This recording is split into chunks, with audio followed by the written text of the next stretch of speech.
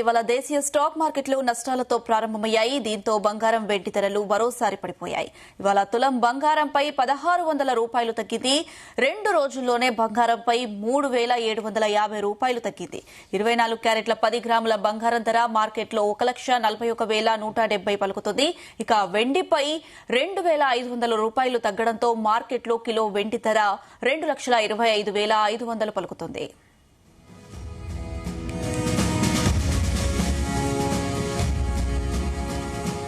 ఇదే అంశానికి సంబంధించి మనతో పాటు డిస్కస్ చేయడానికి సీనియర్ స్టాక్ మార్కెట్ ఎక్స్పర్ట్ జీవి సత్యనారాయణ గారు ఫోన్ లైన్ లో సిద్ధంగా ఉన్నారు. నమస్తే అండి సత్యనారాయణ గారు. నమస్తే అనుష. ప్రస్తుతం మార్కెట్లు నష్టాలతో ప్రారంభమయ్యాయి. క్లోజింగ్ ఎలా ఉండే అవకాశాలు ఉన్నాయి? అలాగే రోజు రోజుకు గోల్డ్ అయితే పడిపోతూ వస్తుంది. దీనికి మెయిన్ రీజన్స్ ఏంటి? ఓకే, ఇప్పుడు మీరు అన్నట్టు $4,002 ఇప్పుడు నడుస్తుంది లైవ్. సిల్వర్ వచ్చి 58.16, అంటే $4,000 దగ్గర సపోర్ట్ తీసుకునే అవకాశాలు ఎక్కువ ఉన్నాయి. మొన్న $4,000 వరకు రావచ్చు అని చెప్పేసి మల్టీ అమెరికన్ ఒక ఆర్గనైజేషన్ చెప్పడం జరిగింది. అది రావడం జరిగింది ఆల్రెడీ. ఇప్పుడు మొన్న 4,000 కొంచెం డౌన్ లోకి వచ్చింది. ఇవాళ ఉదయం కూడా కొంచెం 4,000కి డౌన్ అయ్యి మళ్ళీ $4,400 ట్రేడ్ అవుతుంది. నిన్నటి మీద $35 మైనస్ లోకి వెళ్ళడం జరిగింది. ఇకపోతే మనం చూడవలసింది ఏమిటి అంటే, అంతర్జాతీయంగా ఏదైతే ఉందో మళ్ళీ ఇరాన్ అమెరికా వారు చర్చలు అంటుర్రు, లేవంటుర్రు, చర్చలు జరుగుతాయంటారు, యుద్ధం అంటారు. అక్కడ ఈ అనిశ్చిత పరిస్థితి మళ్ళీ ఏర్పడ్డ ఈ సందిగ్ధంలో పడిపోయిన మార్కెట్లు ఫాలో అవడం జరిగింది. ఇవాళ ఉదయం కొంచెం పాజిటివ్ ఓపెన్ అయింది. మళ్ళీ ఇప్పుడు మన మార్కెట్లు డౌన్ లోకి వెళ్ళిపోయినాయి. ఎందుకు వెళ్ళిపోయినాయి అనే దానికి 4 రీజన్. ఒక రీజన్ ఏంటిదంటే, ఇవాళ మంగళవారం వీక్లీ ఏదైతే నేషనల్ స్టాక్ ఎక్స్చేంజ్ ఎన్ఎస్సీ ఉందో వీక్లీ ఎక్స్పైరీ, మంత్లీ ఎక్స్పైరీ ఇవాళ. అందుకని జూన్ మంత్ ఈ రోజు అయిపోతుంది కాబట్టి అది ఒక న్యూస్. ఇక రెండోది, ఈ అమెరికా దోహాలో అమెరికా ఇరాన్ ప్రతినిధుల భేటీ ఉందని చెప్పేసి ట్రంప్ అనౌన్స్ చేయటం. అయితే మళ్ళీ వాళ్ళకి దీనికి సంబంధించి ఏదైతే ఖతార్ రాజధాని దోహా, అక్కడ ఇవాళ చర్చలు జరుగుతున్నట్టు ఆయన చెప్పటం. కానీ ఇరాన్ తోసిపుచ్చింది. అంటే ఏంది, చర్చలు జరగమన్నట్టు. అంటే వీళ్ళు అక్కడ వాళ్ళు చర్చలు అంటారు, వీళ్ళు లేదంటారు. అక్కడ మళ్ళీ మార్కెట్ లో సందిగ్ధావస్థ. అంటే అటువంటి షెడ్యూల్ ఏం లేవని ఇరాన్ త్రోసిపుచ్చింది.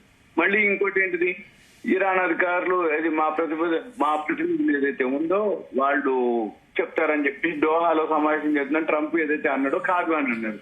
అయితే మళ్ళీ ఇక్కడ ఏం జరుగుతుంది, మిస్ మ్యాచ్ అవుతుంది. అంటే ఏంది, వాళ్ళు ఒక అనౌన్స్మెంట్ చేస్తారు, వీళ్ళు ఖండిస్తారు. అయితే ఈ దోహాలో ఇంకా ఖరారు కాలేదు. వాళ్ళతోటి సాధారణ సంప్రదింపులు మాత్రం యథాతథంగా కొనసాగుతాయని వీళ్ళు ఇరాన్ వాళ్ళు చెప్పటం. అయితే ఇప్పుడు మళ్ళీ అమెరికా గాని ఇరాన్ గాని నిన్నేం సోమవారం దాడులు ఏం జరగలేదు, అంటే ఏం లేదు, అంటే అక్కడే ఉంది. అందుకని బ్రెంట్ ఆయిల్ అక్కడే తట్లాడుతుంది. ఎప్పుడైతే ఈ బ్రెంట్ ఆయిల్ పెరిగింది అంటే మనం చూడవలసింది ఏంటిది, అక్కడ ఏదో యుద్ధ వాతావరణం సీరియస్ ఉంది. అప్పుడు బ్రెంట్ ఆయిల్ తగ్గింది అంటే అక్కడ సుహృద్భావ వాతావరణం జరుగుతాయని, దాడులు ఏమి జరగట్లేదు అనేది ఒకటి. ఇకపోతే మళ్ళీ ఈ హర్ముజు మీద ఇరాన్ పట్టు ఏదైతే ఉందో దాంతో ఇప్పుడు వాళ్ళది జప్తు చేసిన ఆస్తులు ఉన్నాయి ఏదో ఇరాన్ వాళ్ళకి. అవి ఇప్పటి వరకు అంటే ఖతార్ లో జప్తు చేసి వెళ్ళాయి. $1,200 కోట్ల ఉంటే వాళ్ళకి. అయితే దాంట్లో సగం ఇచ్చేసారు, ఇప్పుడు వీళ్ళకి రిలీజ్ చేశారు. ఏది ఇరాన్ వాళ్ళకి, ఏది $600 కోట్ల రిలీజ్ అయినాయి. అంటే యుద్ధము ముగింపు దశకు వస్తుందని, ఒక తాత్కాలికంగా ఒక ఒప్పందానికి వస్తుంది అని ఇరాన్ ప్రజలకు ఒక గొప్ప విజయంగా. అంటే వాళ్ళ ఏదైతే సీజ్ చేసిన ఫండ్ ఉందో $1,200 కోట్ల, అందులో $600 కోట్ల రిలీజ్ అయ్యింది. అంటే అక్కడ ఒక సానుకూల వాతావరణం ఏర్పడుతుంది. ఈ సానుకూల వాతావరణం ఏర్పడ్డప్పుడు ఇరాన్ ఏమవుతుంది, ఆటోమేటిక్ గా వాళ్ళ $600 కోట్లు రిలీజ్ అయ్యేటప్పటికి, ఆ సొమ్ము వచ్చేటప్పటికి వాళ్ళకి ఇరాన్కి కొంచెం వాళ్ళు యుద్ధం మీద అంత ఉండదు. ముందు మన పైసలు వచ్చేసినాయి కదా, ఎక్కడో ఒక దగ్గర చర్చలు చేద్దామని. ఇక ఇదొకటి. ఇప్పుడు మార్కెట్ కి పాజిటివే. ఇంకొకటి ఏంటిది, ఇవాళ అన్ని ఎక్స్పైరీలు, gold, silver, share market, futures and options అన్ని ఎక్స్పైరీ ఇవాళ. కానీ రేపటి నుండి మళ్ళీ బుధవారం ఓపెన్, జూలై మంత్ ఏదైతే ఫ్యూచర్స్ ఓపెన్ అవుతుంది ఎన్ఎస్సి, మళ్ళీ మన ఏదైతే గోల్డ్ సిల్వర్ ఉందో ఇవాళ తోటి ఎక్స్పైరీ అయిపోతుంది. మళ్ళీ జూలై మంత్ రేపటి నుంచి ఫ్యూచర్స్ ఓపెన్ అవుతాయి. కాబట్టి వచ్చే నెల అంటే రేపు జూలైకి అంటే రేపు బుధవారం ఎన్ఎస్సి ఏదైతే ఉందో జూలై మంత్ ఫ్యూచర్స్ ఓపెనింగ్ కాబట్టి రేపు పచ్చ కొడుతుంది. మళ్ళీ గురువారం రోజు బిఎస్సి మళ్ళీ జూన్ మంత్ ఏదైతే ఉందో అది closing month, weekly monthly expiry. అందుకని ఎవరైతే కొనుక్కుంటారో శుక్రవారం తర్వాత పెరిగే అవకాశాలు ఉన్నాయి. ఇవాళ మంగళవారం, శుక్రవారం పెరుగుతాయి, నెక్స్ట్ మండే కూడా పెరిగే అవకాశాలు ఉన్నాయి. ఈ వరల్డ్ మార్కెట్లు ఇంకొకటి కూడా ఇప్పుడు ఏవైతే ఈ ప్రైస్లు వచ్చినాయో వీళ్ళకి ఆటోమేటిక్ గా వీళ్ళు కొంచెం చర్చలకి రెడీగా ఉంటారు. ఎవరు ఇరాన్, అమెరికా వాళ్ళు కూడా రెడీగానే ఉన్నారు చర్చల కోసం. కాబట్టి ఇక్కడ ఏమీ అక్కడ యుద్ధ వాతావరణం లేదు. నిన్న ఎప్పుడైతే ఇరాన్కి 600 కోట్ల ఇవేదైతే ఫండ్ $600 కోట్లు రిలీజ్ చేశారో వీళ్ళు అక్కడ ఏమి లేదు. ఇక అంటే అక్కడ ఏమి నిన్న జరిగింది ఏం లేదు, మామూలుగా ఉంది. ఇక ఇదొకటి. ఇక మళ్ళీ ఈ ఖమేనీ అంత్యక్రియలు జరుగుతున్నాయి ఇప్పుడు ఇరాన్ లో. అవి ఎప్పటి నుంచి ఉంటాయి అంటే జూలై 5 నుంచి 9 వరకు జరుగుతాయి. ఏది ఫిబ్రవరి 28వ తారీఖు ఖమేనీ ఇరాన్ అధ్యక్షుడు ఎవరైతే ఉన్నారో ఆయన ఏదైతే ఉందో అవి ఉన్నాయి. కాబట్టి ఇరాన్ వాళ్ళు కొంచెం చర్చలకు రెడీగా ఉన్నారు. ప్లస్ ఈ అంత్యక్రియల కోసం ప్రపంచ దేశాలందరూ రావడానికి వాళ్ళు రమ్మని చెప్పడం జరిగింది.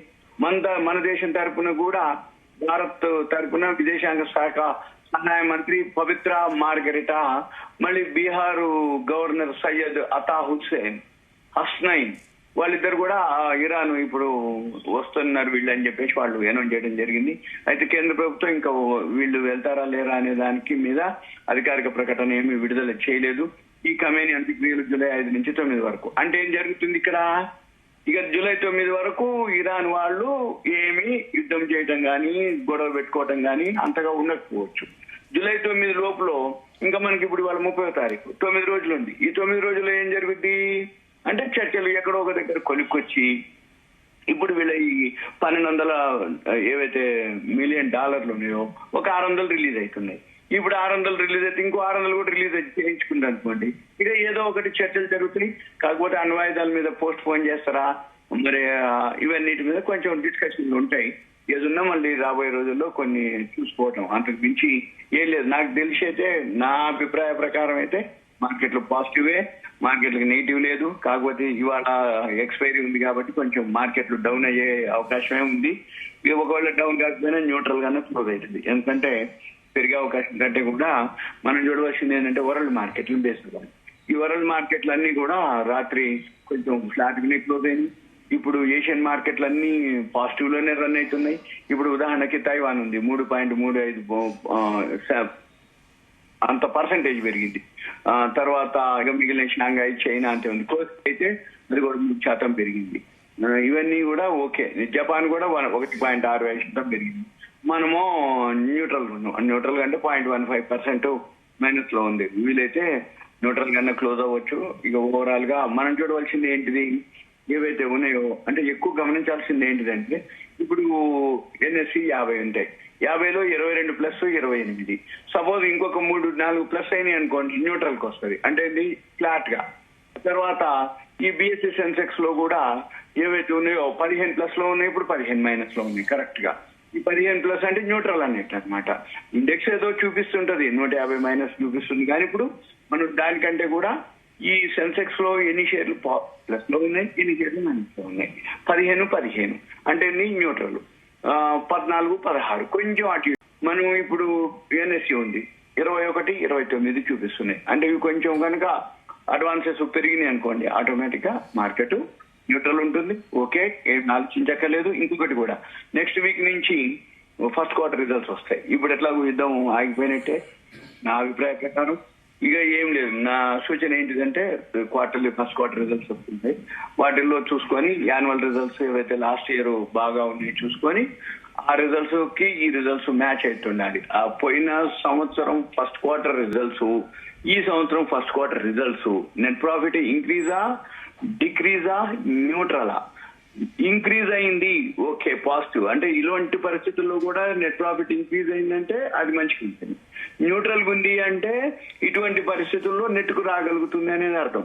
డిక్రీజ్ అయింది అంటే ఇక మార్కెట్ తో పాటు పడితే పడుతుంటది, పెరిగితే పెరుగుతుంటది. కాబట్టి మనం అవి గమనించి ఏదైతే ప్రాఫిట్ లోకి వచ్చినాయో, నెట్ ప్రాఫిట్ ఇంక్రీజ్ అయినాయో అవి అబ్జర్వ్ చేయొచ్చు. నెట్ ప్రాఫిట్ న్యూట్రల్ ఉన్నా అబ్జర్వ్ చేయొచ్చు, డిక్రీజ్ ఉన్నాయి కాకుండా. ఇవి మనం గమనించగలిగితే ఎనఫ్. ఇక మార్కెట్ అయితే ఓకే. ఇప్పుడు ఏదైతే గోల్డ్ సిల్వర్ ఉందో ఇప్పుడు $4,500 దగ్గర ఉంది, కొనుక్కోవచ్చు. రిస్క్ అయితే పెద్దగా లేదు. ఒకవేళ తగ్గితే కొంచెం తగ్గొచ్చేమో, కానీ నాకు తెలిసి అయితే ఇక తగ్గే అవకాశాలు. ఎందుకంటే ఎప్పుడైతే ఈ హర్ముజ్ జలసంధి ఇవన్నీ చర్చలు, ఇరాన్ అమెరికా చర్చలు జరుగుతున్నాయో, గోల్డ్ పడకపోయినా పెరగకపోయినా కనీసం తగ్గే అవకాశాలు తక్కువ. ఎందుకంటే ఇప్పటి నుంచి ఏదైతే ఉందో $4,000 దగ్గర చాలా సపోర్ట్ ఉంది. ఆ $4,000 దగ్గరే న్యూట్రల్ గా ఉండే అవకాశం, అంటే సైడ్ వేస్ అంటారు, కన్సాలిడేషన్ అంటారు, అక్కడక్కడే టచ్ ఆడుతుంటుంది. అంటే పెద్దగా లాస్ కోచ్ అనేది నా ఉద్దేశం అనమాట. అందుకని ఇది నా నుంచి ఈ రోజు అభిప్రాయం. ఓకే అండి, థ్యాంక్ యూ అండి సత్యనారాయణ గారు.